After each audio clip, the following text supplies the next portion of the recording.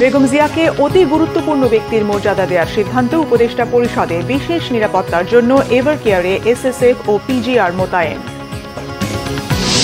দেশবাসীর সমর্থনে জিয়া পরিবারের শক্তি মন্তব্য তারেক রহমানের দেশে ফিরতে এখনো ট্রাভেল পাস চাননি, জানালেন উপদেষ্টারা বিশেষ নিরাপত্তা দেওয়ার আশ্বাস। আগামী ৮ থেকে ১২ ফেব্রুয়ারির মধ্যে হতে পারে নির্বাচন, তফসিল ১১ ডিসেম্বরের মধ্যে আভাস ইসি কমিশনারের আনোয়ারুল ইসলামের। নির্বাচনে লজিস্টিক সাপোর্ট দেবে ইইউ।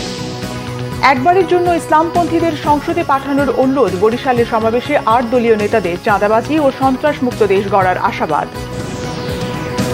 খালেদা জিয়ার অবস্থা সংকটাপন্ন, জানালেন মির্জা ফখরুল। দেশবাসীর কাছে দোয়া প্রার্থনা, দ্রুত রোগ মুক্তির জন্য সারা দেশে দোয়া মাহফিল।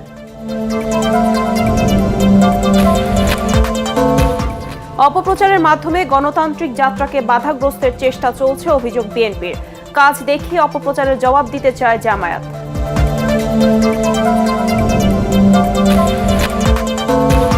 ভোলা বরিশাল সড়কে সেতু নির্মাণের দাবিতে শাহবাগে ভোলার বাসিন্দাদের বিক্ষোভ অবরোধ, যান চলাচল ব্যাহত।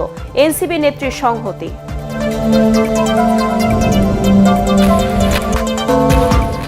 এবং শীতকালীন সবজিতে ভরপুর রাজধানীর বাজার।